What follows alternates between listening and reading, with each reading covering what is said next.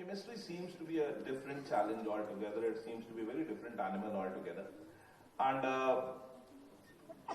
as Mooks rightly pointed out, कि 10th तक जो chemistry हम लोग पढ़ते हैं schools में, CBSE board में, NCERT में, अब mostly chemistry कुछ अजीब सी है, मतलब chemistry और कुछ बच्चों को फिर फाइनली ये भी लगने लगता है कि केमिस्ट्री की जगह अगर जेई में हिस्ट्री भी रख देता तो शायद ठीक ही था, मतलब physics maths history, because chemistry almost seems like history. आप पीरियोडिक टेबल पढ़ रहे हो और उसको फिर एलिमेंट्स को याद कर रहे हो और all those things, you coin alkali metals याद कर रहे हो तो कुछ लोग वो सब बना लेते हैं, हलीना ने की रब से फरियाद and all that, and then that is how you remember hydrogen and lithium, sodium, potassium, rubidium, cesium, francium.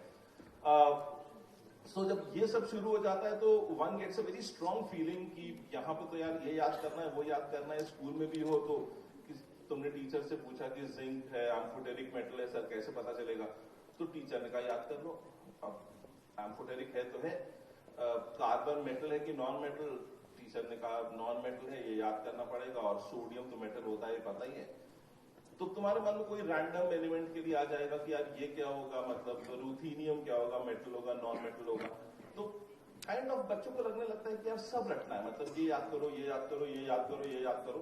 And then students develop a bit of a hatred towards chemistry. I use a strong term, dislike भी नहीं होता है. 9th-10th में कई बार बच्चों का थोड़ा hate factor आ जाता है.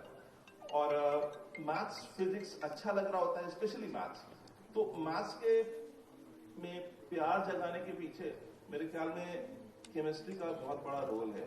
मतलब केमिस्ट्री इतना तंग कर देता है कि बच्चे को लगता है कुछ तो पढ़ लो ठीक से, मतलब केमिस्ट्री तो हो नहीं रही और इंग्लिश हिंदी में तो बहुत हाथ तंग है, तो चलो मैथ्स अच्छी है तो मैथ्स को ही अच्छे से धक्का दो. Now when you come to 11th, you already, I mean, those of you who are in class 11th would know, और या तो जल्दी class 11th में आने वाले. I mean, from 10th to 11th, there is a massive change that happens. If you look at the books, the font size reduces to almost half or 1/3, and the number of pages in your book increase almost 5 times. तो लगा लो मोटा-मोटा 10-15 गुना syllabus बढ़ जाता है. और 10-15 गुना syllabus खाली chemistry में नहीं बढ़ेगा, फिजिक्स में बढ़ेगा, मैथ्स में बढ़ेगा. Everything comes on a grander scale. और फिर चैलेंज वही रहता है कि केमिस्ट्री पढ़नी कैसे है. तो केमिस्ट्री पढ़ने के लिए what I believe is that, Mrinal sir ने शुरू में थोड़ी देर पहले कहा था कि 9th-10th तक एंजॉय करना चाहिए बच्चे को.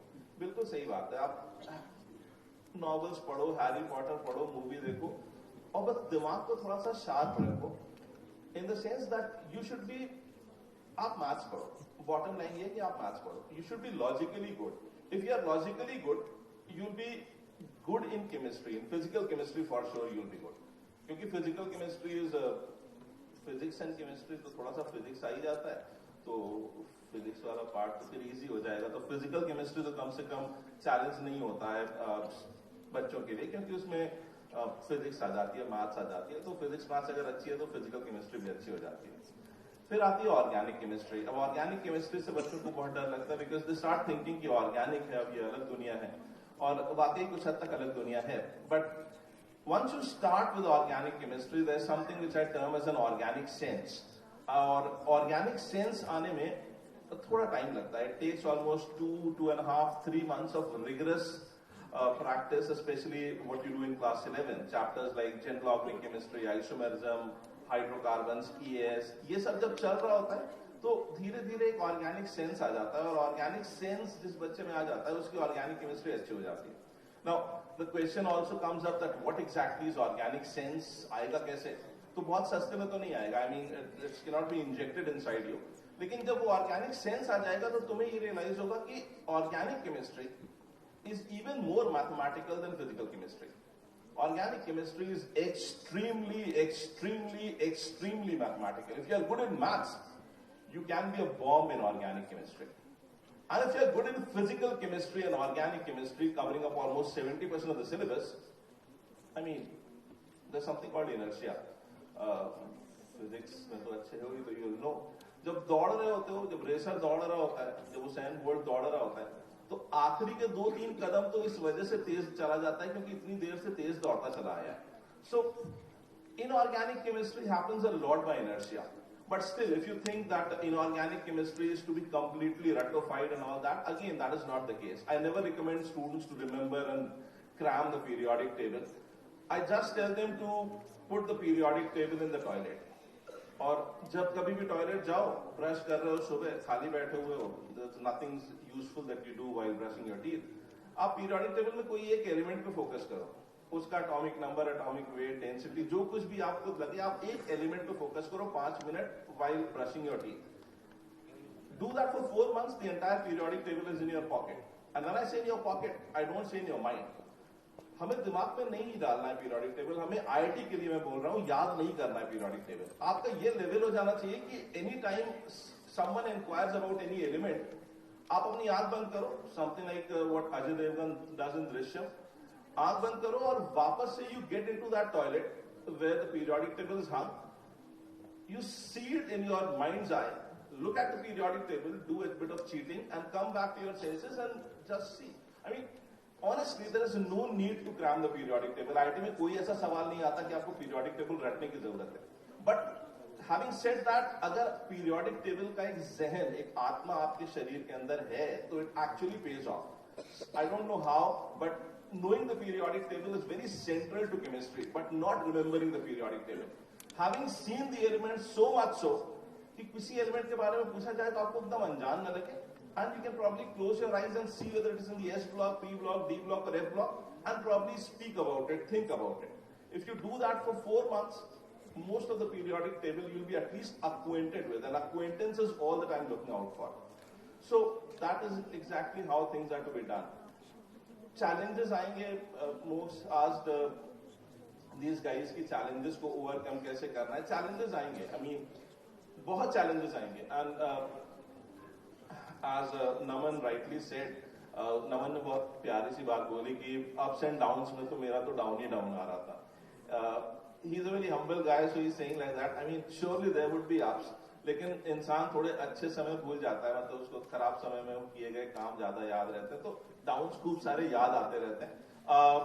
अप्स भी आए होंगे, डाउन्स भी आए होंगे. ये लग सकता है कि डाउन्स बहुत सारे आए, but then every time a test happens, even these days when I'm teaching in the class, I was late for today's function or almost because there was a test going on and I was unable to make the paper till yesterday. तो marks बच्चों के मान लीजिए 60 number का paper होगा और marks कई अच्छे बच्चों के 30, 32, 34, 35, हाईएस्ट 40 को छूता हुआ आ रहा होता है. And students till class 10th are kind of used to getting 100% marks. Physics में 100 out of 100, मैथ्स में 100 out of 100, केमिस्ट्री आती नहीं है लेकिन फिर भी 98 out of 100, इंग्लिश पता नहीं कितनी आती है 100 out of 100. बोर्ड्स में आपको नंबर इतने ज्यादा मिल रहे होते हैं कि अचानक से जब आपको 32 out of 60 मिलता है तो आपको काफी बुरा लगता है, जबकि आपको लग रहा होता है कि सब्जेक्ट तो आपको आता है, आपने प्रैक्टिस कर रखी है, लेकिन फिर भी आपसे बहुत सारी केयरलेस मिस्टेक्स हो रही हैं. I keep telling my students that success is the ability to move from one failure to another with no loss in enthusiasm. तो ऐसा नहीं कहता हूं कि अगले टेस्ट में ज्यादा नंबर आएंगे, अगले टेस्ट में भी स्ट्रगल करोगे, फिर से 32 का 34 ही होगा, 35 ही होगा, हो सकता है 27 हो जाए, लेकिन you have to move from one failure to another with no loss in enthusiasm, and one day, one fine day, you will be successful. The whole crux is कि आपको अगर बुलंदी तक पहुंचना है, बुलंदी is what you call height, तो इकबाल का एक शेर है कि खुद ही को कर बुलंद इतना कि हर तकदीर से पहले खुदा बंदे से खुद पूछे, बता तेरी रजा क्या है. You have to elevate yourself to a level, मेहनत करके, involve होके, by being soluble in the studies, you have to elevate yourself to a level that even the gods find it very hard to deny you the ultimate opportunity. भगवान को भी लगने लगे कि यार ये बंदा इतनी मेहनत कर रहा है, मतलब इसको नहीं देंगे तो किसको देंगे. He for sure deserves it. जिस दिन आप इस लेवल पे पहुंच जाओगे कि भगवान, मतलब you work in silence, आप कोई देख नहीं रहा है, आप घर पे अकेले बैठे हुए हो सकता है रात का 2 बजे आओ, nobody is watching you, you don't have to impress your parents, you don't have to impress your teachers, you are working just because you are enjoying that work. और कोई नहीं देख रहा तो भगवान देख रहा है. And even God would find it really difficult to deny you this opportunity. whatever opportunity you're looking out for. So ultimate aim यही है कि खुद को इतना बुलंद कर लेना है कि भगवान खुद पूछें कि आप बताओ कौन सी रैंक चाहिए, मतलब you have done so much, you deserve it all. And once you do it, things fall in place and all your dreams actually come true. Thank you so much, Gaurav sir, for such insightful words.